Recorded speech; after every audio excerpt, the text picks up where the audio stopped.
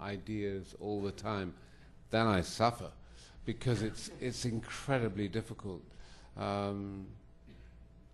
It's a real underrated craft in my view, and it's incredibly difficult to do, but I do it in basically 3 acts. There was a fantastic American writer whose name escapes me. I'll get to it when I get to what he said.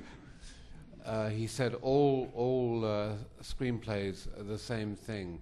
Put a man up a tree, throw rocks at him, bring him down the tree. 1, 2, 3 acts. And that's what I always adhere to. Who said that, Johnny? No idea. You've no idea? I have no idea. Neither do I. But I like I think I may have made it up. I think Bruce Robinson said that, actually. Thank you. Well done, yeah. Over to the right. Hi. Firstly, I wanted to thank y'all for coming to Austin. My question digresses a bit from the previous questions, but Mr. Depp, personally, my favorite roles that you've played are the Mad Hatter in Alice in Wonderland, Sweeney Todd, and Edward Scissorhands.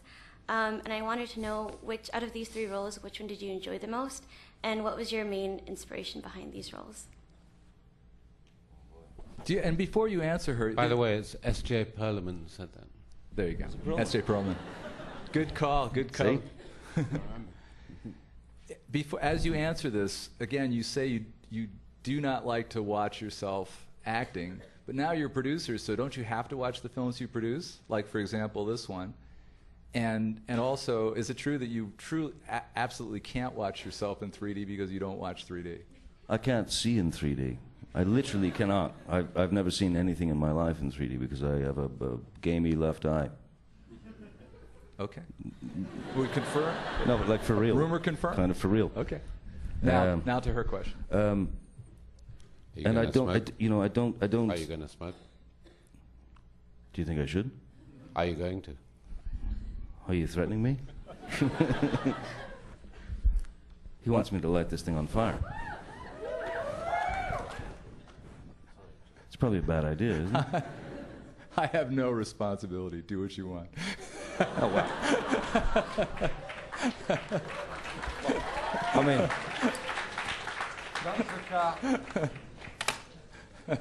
That might be... This night might be over in about 30 seconds, people.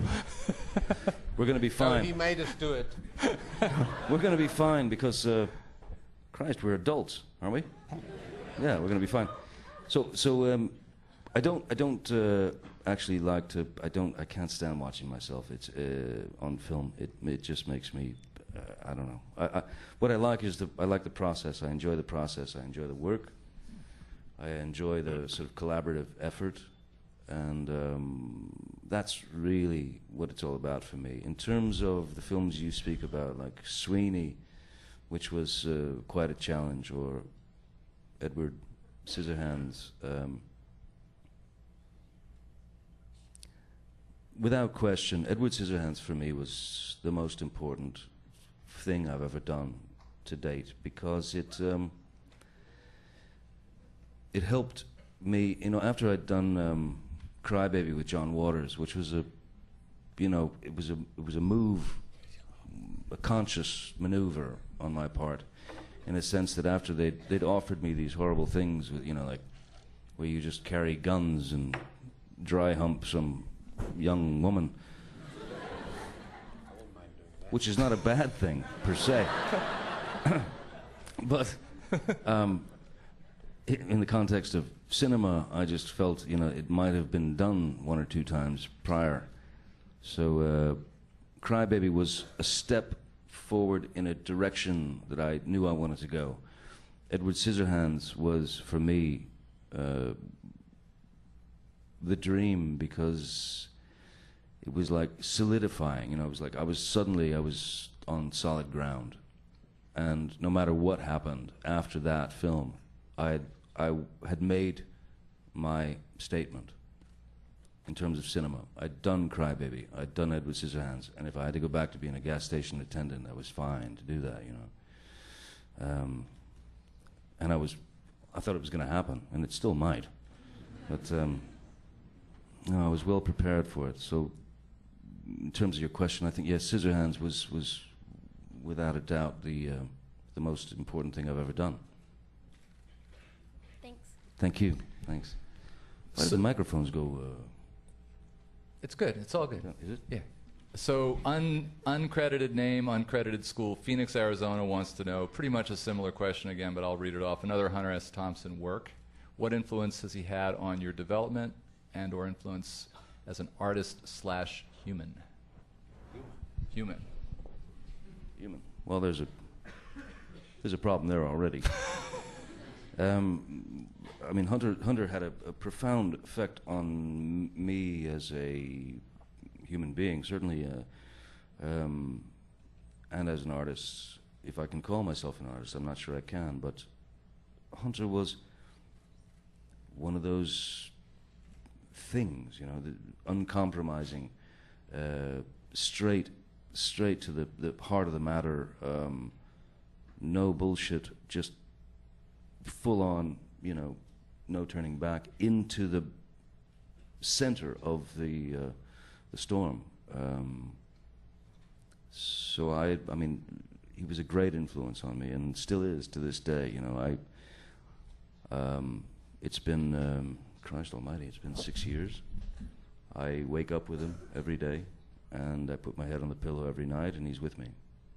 Yeah, So and certainly as far as I'm concerned, the thing that Hunter did for me as a writer was teach me not to use adjectives. You know, it was a golden, gossamer, marigold dawn. No, it was dawn. And I really learnt that from Hunter. And even though the thing that you guys never heard of is this thing with Nell and I, it was actually written before Fear and Loathing, and then when a flatmate of mine gave me Fear and Loathing to read, it was a total revelation to me that someone was writing without adjectives and just hit that point always. And he's still a real influence on me as a writer. And I hate the word, the B-L-O-C-K word, but sometimes when I feel B-L-O-C-K-E-D, I'll pull out a bit of Hunter. But sometimes when I feel B-L-O-C-K-E-D, I'll pull out a bit of Hunter and see how it's done.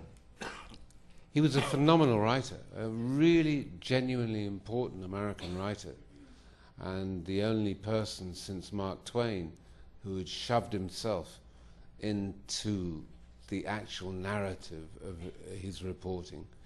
And he's going to last, this man, you know. He's quite extraordinary man, I think.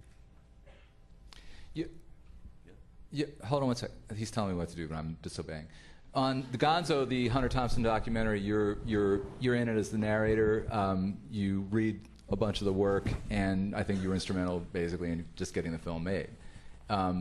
So, would you recommend that if people want to have an arm's length experience of the man and the work, is that a good viewing experience? Oh, that's great. No, that's the Alex Gidney film, Gonzo, is a great source of Hunter. I mean, it's pure Hunter, and it was made out of love and respect, and you know, I think, you know, the filmmakers got it in a large way, because, as Bruce said, you know, Hunter Thompson is one of the, for me and for many, is one of the most important writers of the 20th century, and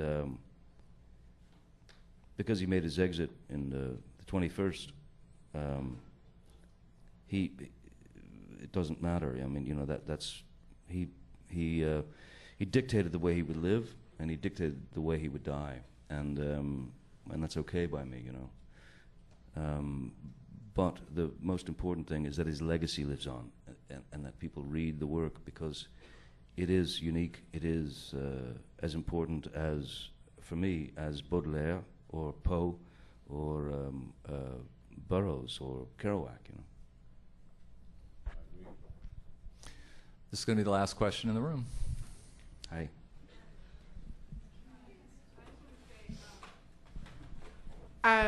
I'm so inspired by your journey and the courage that you had going from a guitarist to an actor, and oh my God, just taking, just progressing in your career constantly, and I don't know. I just respect so much that creativity that you have, and I just really want to know, when's the next time that we can see you writing and doing more and producing more of like your own work and kind of just concentrating your own creativity. And also, where do you get your hats? Because I can't find them anywhere.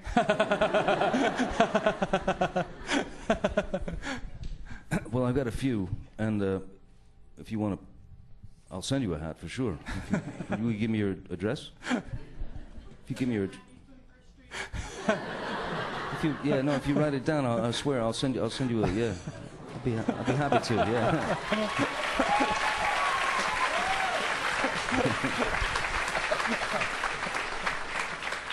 Oh, I'd be glad to, yeah. In some cases, the meek shall not inherit the earth. The bold shall inherit a hat.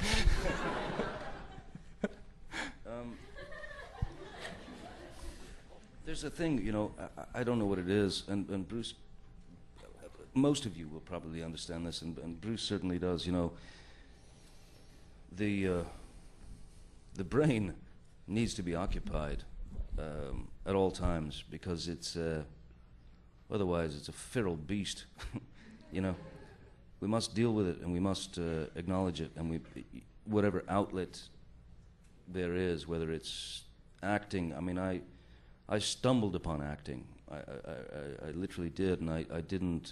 That was not a conscious decision early on. I didn't want to be an actor. I was a musician and a guitar player, and that's all I wanted to be. I didn't want spotlights.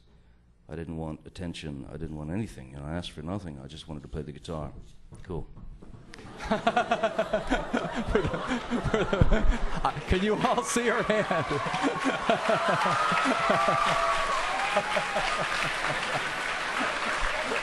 Oh, wow.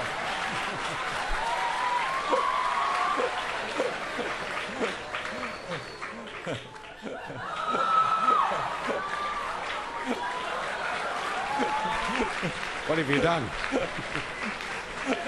What have you done? Just made friends. Oh, you made a date? You made a date?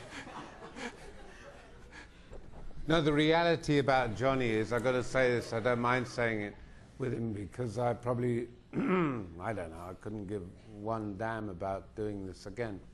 Is I did the film with Johnny because of who he is. He is a remarkable artist, you know, and none of you guys know probably, well, a few of you probably know how great a musician he is. He's an incredible musician.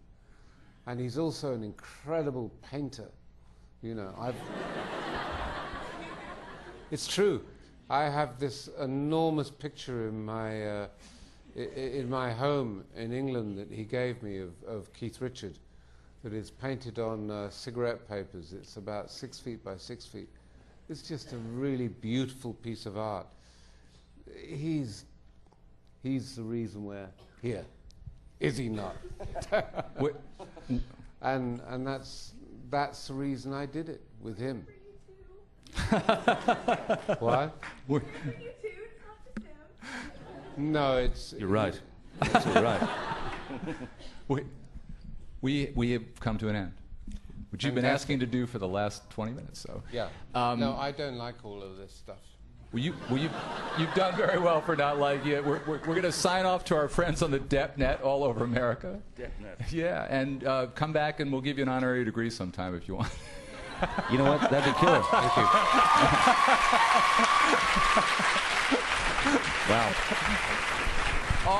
You know, wouldn't that be great for a high school dropout to get an honorary degree? I can be a doctor. That would be great. Okay, yeah. Rum Diary is opening next Friday. Tell everybody you know to see it and see it yourselves again. And thank you, Johnny Depp, and thank you, Bruce Robinson. Thank you so much. Thank you so much.